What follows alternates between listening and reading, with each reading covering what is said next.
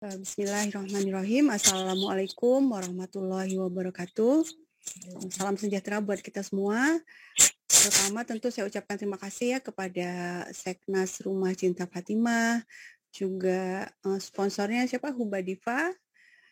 Terima kasih sudah mengundang saya, juga terima kasih untuk hadirin semua. Saya khawatirnya ini pada over expectation nih, berharapnya saya menceritakan atau menyampaikan hal-hal yang luar biasa, padahal sebenarnya biasa-biasa saja gitu ya. Sebelum menjawab,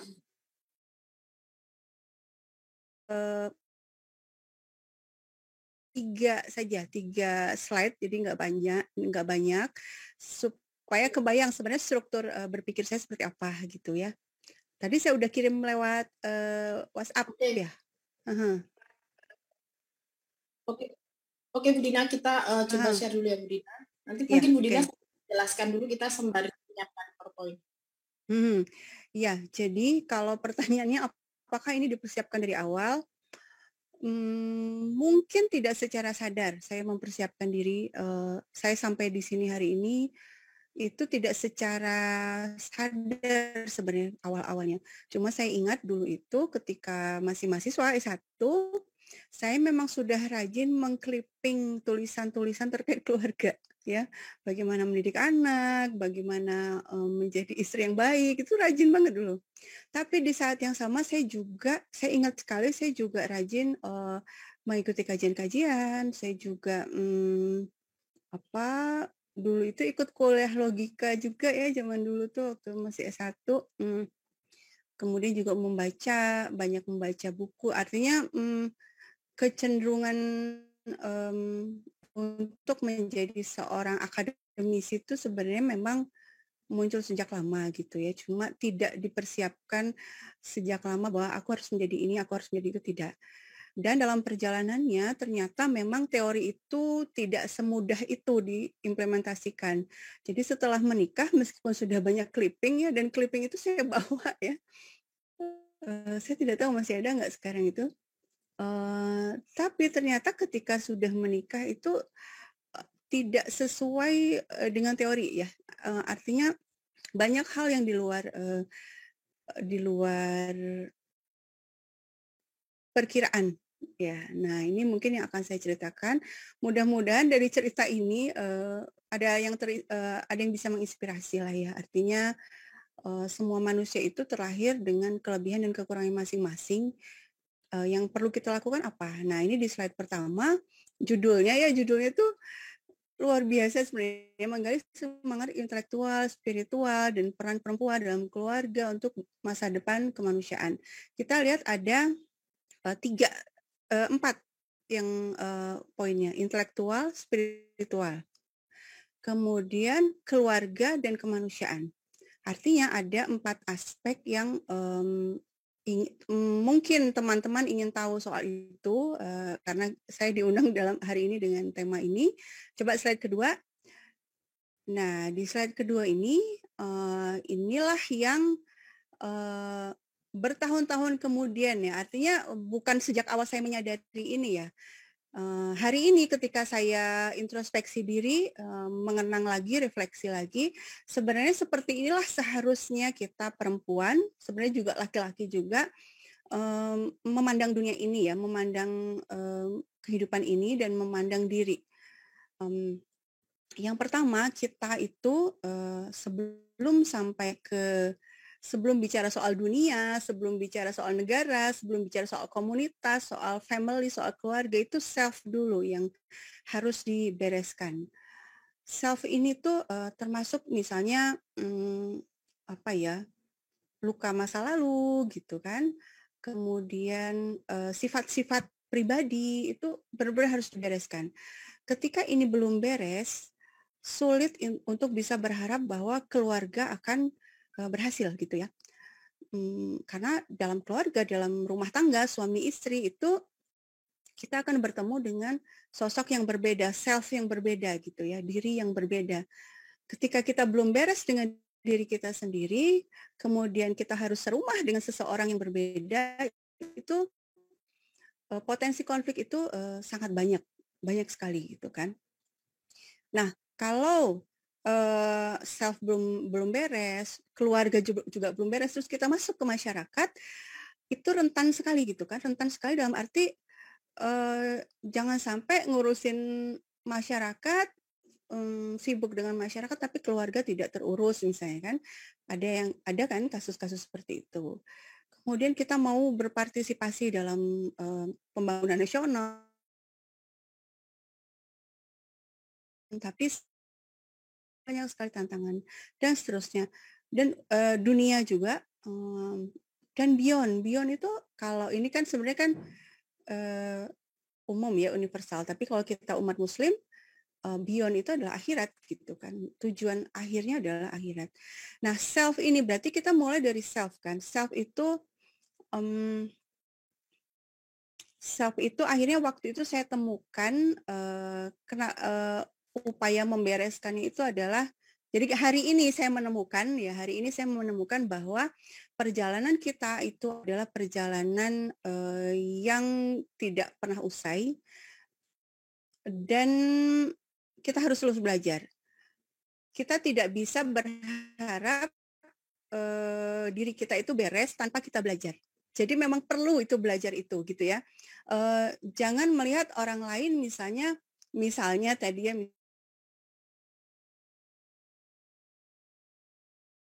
eee, berharap bisa seforum, jadi seolah, persepsi saya, Umi melihat saya sosok yang, mmm, oke gitu ya. Jadi, Umi berharap bisa seperti saya misalnya gitu ya.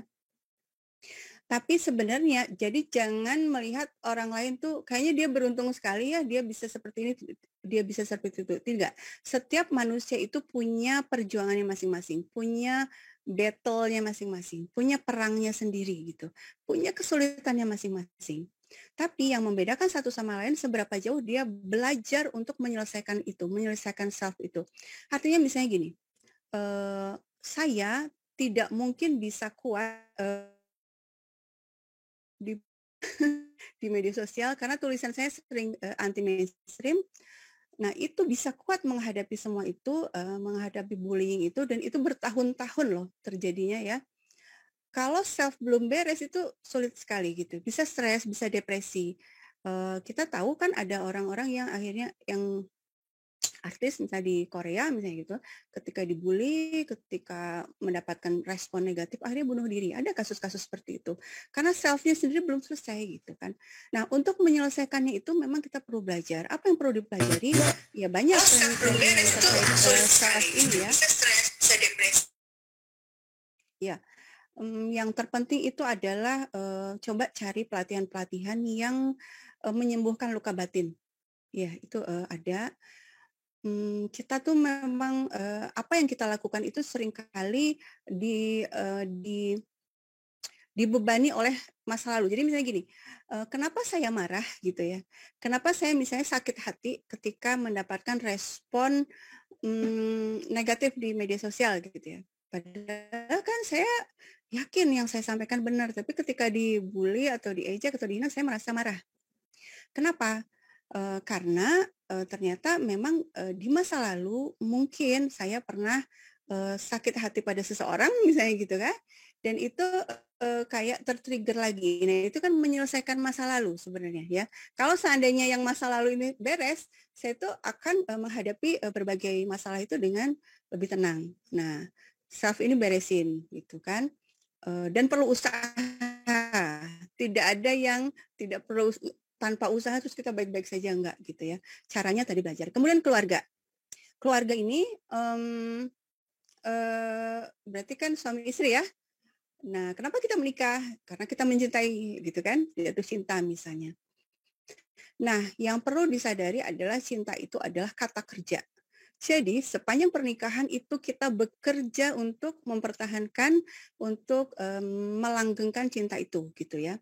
Dan ketika pasangan ternyata tidak sesuai ekspektasi kita, eee, kayaknya dulu nggak gini deh gitu ya, atau rasanya aku tidak menginginkan seseorang seperti ini misalnya gitu.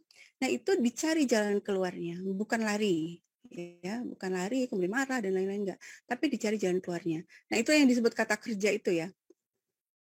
Dan itu juga ada forum-forum belajarnya, juga ada trainingnya, ada workshopnya, ada buku-bukunya, ada fasilitas belajarnya ada. Kalau kita cari, insya Allah ketemu. Nah, dan seterusnya gitu.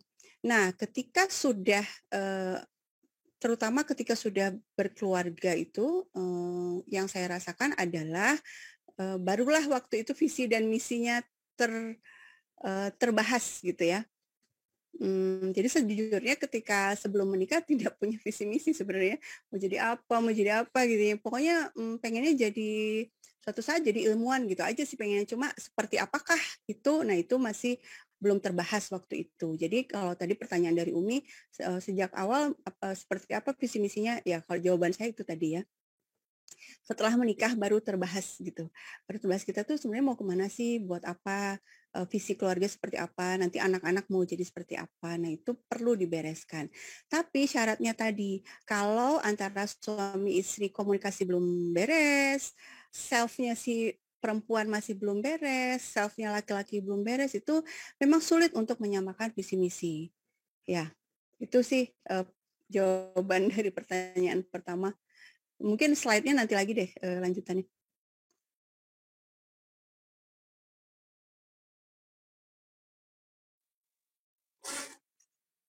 Ini mau next, Kak? Nggak usah nanti next. lagi deh. Nanti aja. Kan katanya mau berupa dialog ya. Yes. Kalau nanti cocok dengan jawaban dengan slide yang saya siapkan, tampilkan lagi gitu ya. Oke. Nah, ini kan tadi terkait dengan semangatnya Budina itu ternyata terkait dengan self itu sendiri. Bagaimana Budina bisa membereskan masalah-masalah itu. Nah, untuk itu kalau kita lihat misalkan lalu mengapa Ibu juga misalkan ingin juga terlibat dan juga fokus ke tentang pemikiran itu, mau bertarung duel di area yang mungkin itu sangat sensitif dan mungkin bisa jadi merugikan Ibu. Seperti Ibu juga dapat bulian, misalkan postingan Ibu kan tentang isu-isu tentang Timur Tengah, dan di situ tidak sedikit yang justru membuli Ibu gitu kan. Nah, kira-kira seberapa survive itu Ibu bisa bertahan di situ, dan kenapa Ibu juga ingin berdinamika dalam intelektualitas, terutama fokus di Timur Tengah. Apakah itu berkaitan dengan Indonesia, Bu? Makanya kayak ngapain sih gitu kan, pasti ini mikir-mikir yang Timur Tengah gitu. Soalnya kita juga ada di Indonesia. Apa itu terkait gitu ke Indonesia gitu. Gitu aja. Tentu saja terkait dengan Indonesia ya. Cuma prosesnya itu tidak langsung gitu ya. Jadi awalnya 2007 itu saya sudah menetapkan diri, sudah bercita-cita. Jadi yang namanya visi misi itu memang perlu ya ditulis, ditetapkan gitu. Bukannya kita kan ada ya sudah saya mengalir bagaikan air gitu ya. Kalau airnya mengalirnya ke comberan gimana kan gitu ya. Jadi saya tidak setuju dengan mengalir seperti air kayak gitu ya. Tapi sejak awal kita sudah menetapkan mau apa ya. Saya memang sejak 2007 tentu itu ada proses juga sebelumnya, tapi kita potong saja. Di 2007 saya menetapkan saya ingin menjadi pengamat Timur Tengah. Jadi sudah firm di situ. Saya ingin menjadi pengamat Timur Tengah, saya ingin menjadi akademisi yang menguasai seluk-beluk Timur Tengah. Nah, kenapa itu muncul? Karena sebelumnya saya 5 tahun bekerja sebagai jurnalis di Iran. Dan tiap hari saya menulis tentang Timur Tengah. Jadi saya waktu itu saya ingin menjelaskan kepada dunia Timur Tengah itu seperti apa gitu. Banyak yang tidak atau salah dipahami oleh publik. Karena apa? Karena pemberitaan di dunia ini kan memang didominasi oleh media mainstream Barat ya. Nah, jadi ada semangat di situ dan saya menetapkan itu. Dan kemudian akhirnya 2007 pulang ke Indonesia waktu itu saya 5 tahun jadi jurnalis di Iran Broadcasting. Kemudian 2007 pulang dan waktu itu memang saya sibuk dengan anak masih kecil waktu itu. Jadi saya waktu itu tidak langsung mencapai cita-cita itu ya, tidak langsung melakukan hal-hal yang searah dengan cita-cita itu, tapi saya ambil jeda dulu, saya fokus di anak saya waktu itu masih kecil, masih umur 1 tahun. anak yang kedua, dan kemudian malah bikin TK gitu ya, bikin TK, kemudian saya mengajarkan cara menghafal Quran kepada anak-anak. Saya juga diundang ke berbagai tempat, ke berbagai kota di seluruh Indonesia itu, justru untuk mengajarkan cara menghafal Quran kepada anak-anak, ya. Jadi jauh kan sebenarnya dari cita-cita saya tuh loh, jadi pengamat Timur Tengah kok malah ngurusin TK, tapi ya sudah itu jalan hidup ya kita jalani gitu ya. Memang waktu itu saya harus fokus ke anak saya masih kecil. Jadi saya fokus ngurusin TK, kemudian 2011 itu baru saya kuliah lagi.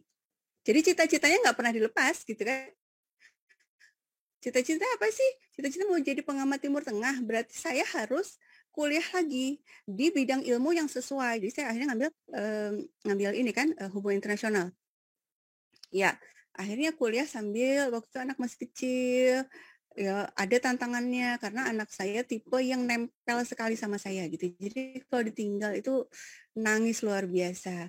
Jadi saya kuliah kampusnya juga jauh dari rumah ya. Waktu itu belum transportasi belum seenak sekarang tinggal panggil Grab gitu nggak seperti sekarang kan. Dan kadang-kadang ketika misalnya pengasuh anak saya nggak bisa datang, ya saya bawa ke kampus anak saya itu gitu kan. Jadi dia duduk di kelas, untungnya dosennya juga mengizinkan. Artinya apa yang bisa diambil dari sini, cita-cita sudah ditetapkan dari awal, tapi prosesnya kan ya jalan tidak tidak berarti kita sia-sia wah nggak tercapai cita enggak itu jalannya terus gitu akhirnya ketemu juga kok gitu kan akhirnya saya lulus S2 di hubungan internasional dan kemudian sepanjang proses itu saya terus menulis ya akhirnya saya terus menulis hal-hal yang seputar Timur Tengah kajian Timur Tengah dan yang terjadi adalah pengakuan kan. Jadi misalnya saya tiba-tiba diundang oleh Kementerian Luar Negeri gitu ya untuk berbicara. Padahal aduh siapa sih saya gitu ya. Saya masih tetap waktu itu sampai saat itu saya tetap menyatakan saya ibu rumah tangga gitu. Ya, saya belum bisa mengatakan saya akademisi karena belum bisa gitu kan. Tapi waktu itu sudah diundang ke berbagai forum untuk berbicara soal Timur Tengah. Nah, kemudian 2011 itu mulai perang Suriah ya kan. Desember itu udah saya pertama kali nulis itu Desember 2011. Saya bilang perang Suriah itu adalah perang yang di backing atau yang disupport oleh Amerika Serikat dan negara-negara Teluk untuk menggulingkan sebuah pemerintahan yang anti Israel. Ya, itu narasi awal dari saya itu seperti itu gitu kan. Dan kemudian dan waktu itu saya sama sekali tidak menyangka akan dibully karena itu kan narasi yang sangat umum saya tulis selama bertahun-tahun sebelumnya. Saya sudah menulis 2017 kan, saya sudah bikin blog kajian Timur Tengah itu 2007 ya. Jadi saya bermimpi, saya lakukan apa? Bikin blog kajian Timur Tengah gitu supaya orang bisa baca apa yang saya pikirkan gitu kan. Selama ini saya selalu narasinya gitu-gitu aja nggak ada yang ngebully tuh gitu ya kenapa tiba-tiba ada yang ngebully ada tapi biasanya orang-orang pro Israel gitu nah, tapi kenapa tiba-tiba sekarang yang membully orang-orang Muslim gitu kan teman-teman saya sendiri bahkan waktu itu saya kan banyak dekat karena masalah Quran tadi ya karena saya berkecimpung di Quran teman-teman saya banyak dari kalangan harokah juga gitu kenapa mereka marah gitu ya nah itu jadi sebenarnya tidak sengaja sebenarnya ya tidak diduga bukan tidak sengaja tidak diduga bahwa akan mengalami serangan seperti itu tapi waktu itu seiring berjalannya waktu saya menemukan maknanya gitu meaningnya itu ditemukan kenapa sih ini harus terus atau tidak terus nah meaning itu makna meaning itu saya temukan titik baliknya adalah ketika Syekh Buti wafat diteror waktu itu. Ya, waktu itu saya bilang gini, ya Allah kalau ulama aja tidak dipercaya dan dibully dan bahkan kemudian juga dibunuh, ya wajar aja dong saya juga dibully gitu ya. Artinya saya mulai menerima ya sudahlah gitu kan nggak apa-apa nah itu mulai titik baliknya di situ sih akhirnya berlanjut terus tentu spiritnya itu jadi artinya gini proses menemukan meaningnya proses menemukan spiritnya itu butuh waktu. Jadi bukan sejak awal, wah berjuang demi kemanusiaan, tidak seperti itu. Sejujurnya tidak seperti itu sejak awalnya. Tapi seiring waktu saya menemukan, oke ini harus dilanjutkan karena ini demi menjaga NKRI, karena kita kan tinggal di sini gitu, kita tinggal di Indonesia gitu. Kalau kita tidak bergerak menjaga negeri ini, anak-anak kita nanti seperti apa gitu. Ya.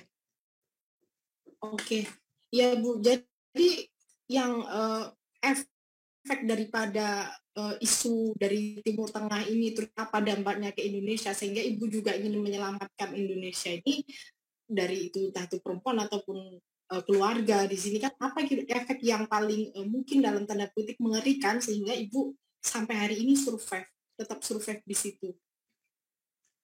Ya, efeknya tentu saja dari masalah semakin tersebarnya radikalisme itu ya.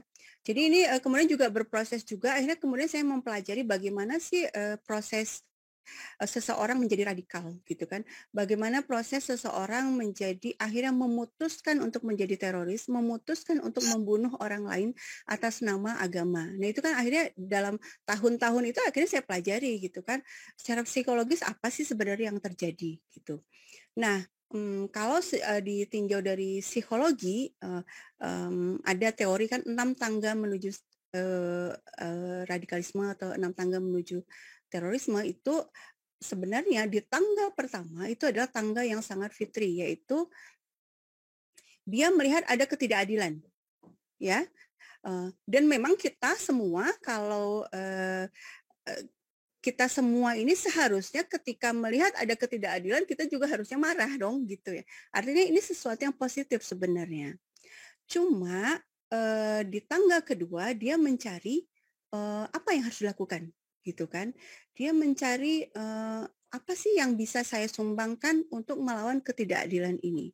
Ternyata di titik ini saya pelajari berdasarkan pengalaman saya di medsos, kemudian juga tanggapan respon-respon atas tulisan saya, itu ada kesalahan identifikasi siapa yang tidak adil, siapa yang korban, siapa yang pelaku.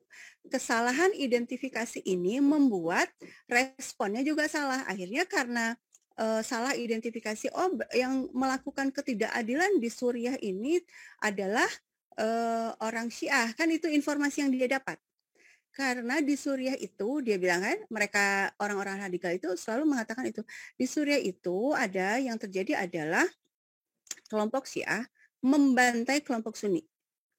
Nah, berarti apa yang harus saya lakukan?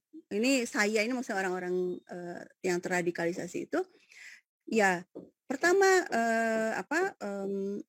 hate speech ya. Ya, artinya dia menyebarkan informasi yang salah itu.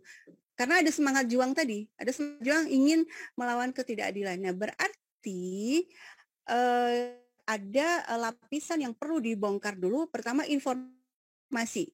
Informasinya salah, itu yang problem terbesarnya di situ. Informasinya salah, itu yang ingin saya luruskan supaya tidak salah identifikasi. Salah identifikasi, salah respon gitu kan.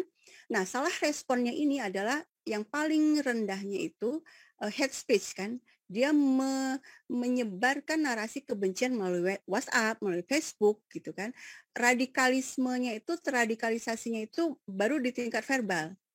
Tapi ada orang yang menangkapnya dengan sedemikian emosional, akhirnya dia memutuskan untuk ke tangga selanjutnya bergabung kepada kelompok-kelompok teror gitu loh.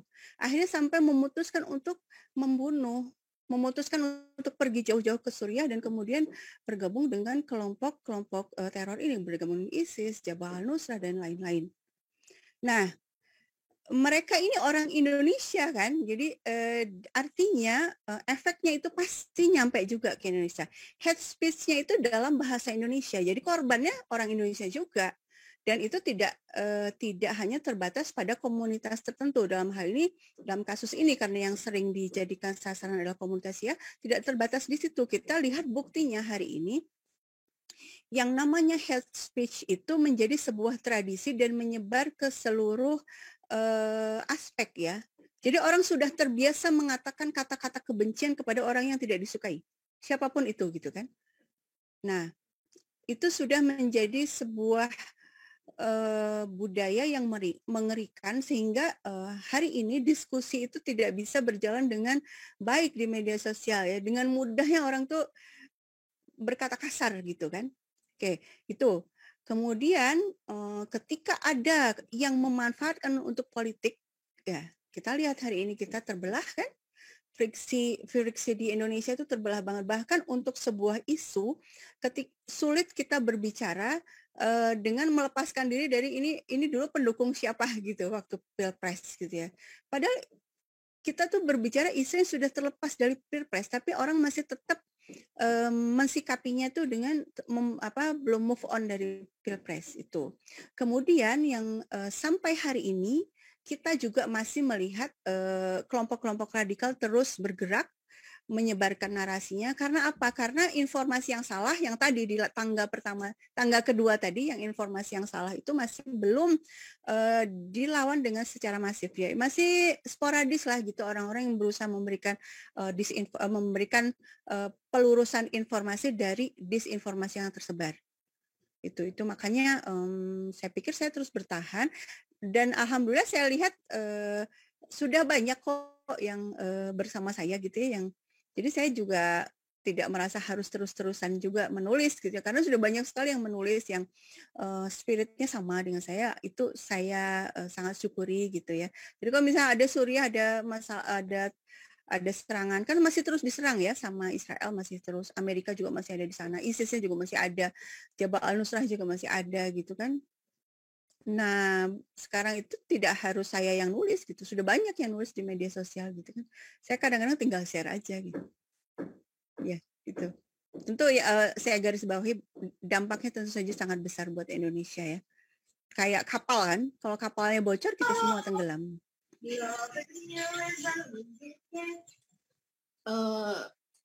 Jadi itu tadi ya teman-teman, kita sudah memberikan, Ibu Dina sudah memberikan gambaran kepada kita kenapa beliau sampai sejauh ini masih bisa survive dalam menangani isu-isu Timur Tengah yang ternyata memiliki dampak yang sangat besar sampai ke Indonesia. Yaitu contohnya yang tadi Ibu Dina bilang adalah bibit-bibit dari radikalisme, terorisme, dan juga yang itu memang kita harus berusaha untuk membentengi itu. Dan Ibu Dina, dari pengalaman intelektualitas beliau sejauh ini survive begitu, sehingga kata beliau tadi jangan berhenti untuk belajar. Nah, persoalannya ini Bu Dina, saya juga karena saya juga ibu rumah tangga Bu Dina. Jadi karena persoalannya adalah di sini saya lihat ini kan asesmen dari peserta yang ikut hari ini, ternyata mereka juga ingin mendapatkan satu pemahaman bahwa ketika perempuan dan dia sudah berkeluarga, sebisa mungkin juga tetap bisa mengaktualkan potensinya. Seperti di sini misalkan Ibu Dina sebagai seorang perempuan, tapi di situ tetap bisa masih bisa kuliah bahkan sampai S3 dokter gitu. Terus masih bisa menangkis ini semua, dan bagaimana juga nanti Dina berhubungan dengan anak-anak begitu Bu. Karena ada alasan yang paling klasik atau alasan yang mungkin sering kita temui, ya nanti gimana kalau saya sudah punya anak, pasti akan susah kan, apalagi mau riset, apalagi mau menulis gitu. Nah ini mungkin kita perlu mendengar pengalamannya dari Ibu Dina bagaimana mengkondisikan ini semua. Apakah ini kondisi ini sudah terjadi sebelum pranikah, misalkan Ibu berbicara kepada calon suami gitu ya, atau bagaimana gitu. Kita ingin mendengar itu dari Ibu. Terima kasih. Iya, tidak ada perjanjian ya sebenarnya dari awal ya. Bingung juga menjawabnya ya. Jadi gini, artinya kalau secara pribadi memang nggak ada perjanjian dari awal. Karena seperti saya bilang tadi, saya justru menikah itu dalam keadaan ya udahlah gimana nanti gitu ya. Tapi itu jangan ditiru ya, jangan ditiru ya. Cuma memang waktu itu oh iya saya baru ingat. Jadi waktu itu tidak ada perjanjian memang bahwa setelah menikah nanti saya berkarir boleh ya, enggak gitu ya, enggak ada. Cuma memang ketika kita memilih pasangan itu biasanya kan yang sesuai dengan ini ya, kita misalnya mau menikah dengan seseorang kan karena cocok dengan orang itu gitu ya. Dan bukan kebetulan, dan saya merasa cocok dengan pasangan saya, dengan suami saya yang sekarang itu ya karena dia sangat menghargai intelektualitas gitu ya. Itu yang paling saya sukai dari beliau itu ya itu gitu ya. Beliau itu respect jadi saya nulis itu respect gitu kan. Nah, artinya apa? Artinya kan menghargai intelektualitas saya gitu ya. Cuma perlu saya sampaikan juga, keberhasilan seorang perempuan itu saya pikir tidak hanya melulu dari akademis ya. Artinya gini, mungkin slide yang ketiga deh tolong kasih lihat. Slide yang ketiga tuh menurut saya penting banget deh.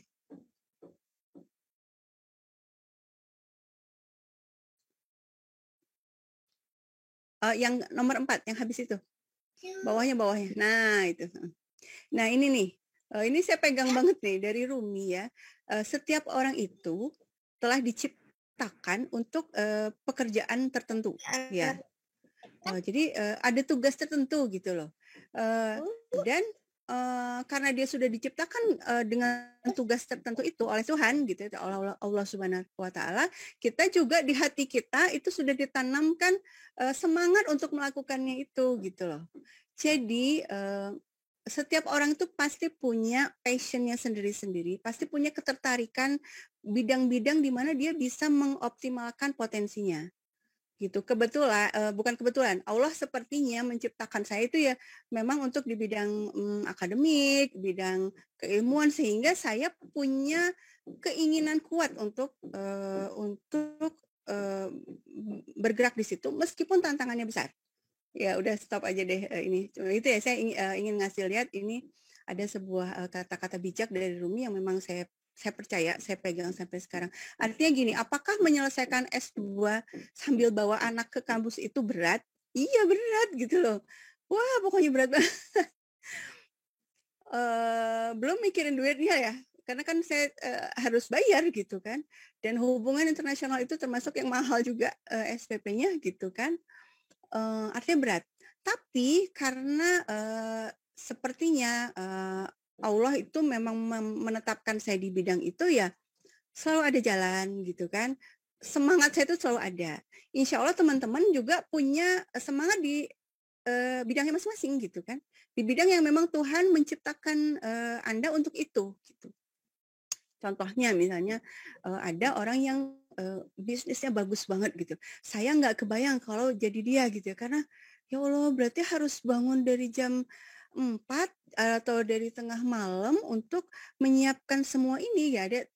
Saya pernah ngobrol sama ibu catering ya di dekat rumah saya. Ibu dari jam berapa bangunnya gitu? Dari jam 2 dia bilang. Nah saya sebagai orang yang bukan tercipta untuk itu, saya benar-benar kagum, ya Allah ibu dari jam 2 bangun, terus nyiapin semua gitu loh. Supaya apa? Supaya jam 5 semua ready dan ibu-ibu yang butuh masakan seperti saya itu terbantu gitu kan. Jadi saya nggak perlu masak pagi-pagi karena berkat ada ibu itu kan. Dia punya perjuangannya sendiri gitu. Dan kenapa ibu itu sanggup seperti itu kan dia passionnya di situ, desire-nya di situ. Nah, itu ya yang perlu saya sampaikan juga gitu. Nah, kalau saya sendiri ya semua itu bisa teratasi tentu karena semangat, karena cita-cita saya di depan kan tadi saya udah bilang 2007 saya udah bilang saya mau jadi pengamat Timur Tengah gitu loh. Saya mau jadi akademisi yang concern di bidang Timur Tengah. Jadi itu yang terus mendorong ketika ada banyak masalah. Masalah itu kadang keuangan. Saya pernah cuti juga ketika nggak ada uang untuk bayar SPP ya cuti gitu kan. Terus anak gimana? Nah, ini juga yang saya alami adalah ketika kita melakukan menjalani ini sebagai sebuah apa ya? Kita menjalaninya itu sesuai dengan tugas kita ya. Artinya jadi misalnya anak saya umur 1 tahun berarti tugas saya memang concern di anak ya. Nggak mungkin saya meninggalkan begitu saja kemudian saya mengejar cita-cita saya itu kurang tepat gitu. Tapi terbukti segala sesuatu itu akan indah pada waktunya, itu benar ya. Jadi ya sudah jalanin aja dulu, nggak tahu nanti kerjanya gimana nggak apa-apa ya udah Jadi saya tuh vakum 10 tahun sampai akhirnya saya jadi akademisi ya. Saya resmi jadi dosen itu vakum 10 tahun lah. Saya ngurusin, jadi status ibu rumah tangga full itu 10 tahun. Artinya kita harus melepaskan diri juga, dalam pengalaman saya kita perlu melepaskan diri dari, batasan-batasan yang dibuat orang, yang dibuat manusia pada umumnya. Kalau yang dibuat manusia pada umumnya apa? Habis kuliah, kerja misalnya gitu kan. Loh kalau ngurus anak, ya udah berhenti ngurus anak, lupakan kerja misalnya gitu kan. Padahal ternyata kan enggak gitu ya, sangat fleksibel sebenarnya kan. Jadi saya sempat 10 tahun vakum memang ngurus anak aja gitu ya. Memang, saya dengan ketika ditanya, "Ibu pekerjaannya apa?" "Saya ibu rumah tangga." Betul memang ibu rumah tangga. Saya menulis, saya juga menulis, saya juga, ngisi seminar-seminar gitu kan. Tapi kan, tidak ada profesi, stabil ya, artinya tidak full time, profesi tetapnya itu belum ada gitu kan. Kalaupun mengajar ya sekali-sekali jadi dosen tamu pernah gitu kan. Tapi kan, tidak kerja yang benar-benar ada bosnya, yang ada kinerja yang harus dihitung, gaji bulanan itu enggak gitu.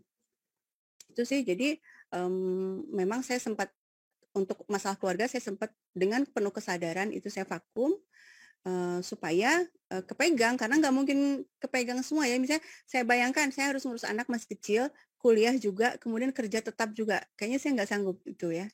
Mungkin ada orang lain sanggup, tapi saya nggak gitu kan. Jadi ya sudah, berarti apa yang dilepas, kerja yang tetap yang dilepas. Cari kerjaan yang freelance, jadi bisa tetap dapat uang juga, tapi freelance itu. Ya. Sepertinya ini sangat menarik lagi nih. Teman-teman pasti sudah tidak sabar ingin bertanya ini Bu Dina. Jadi di sini Ibu Dina menjelaskan bahwa peran perempuan itu bisa sangat ganda ya, punya multi talent yang sangat luar biasa. Ya mendidik anak, ya bisa tetap freelance, tetap bisa mengatur keluarga ya kan, dan juga bertahan dengan segala keresahan dalam dirinya sendiri.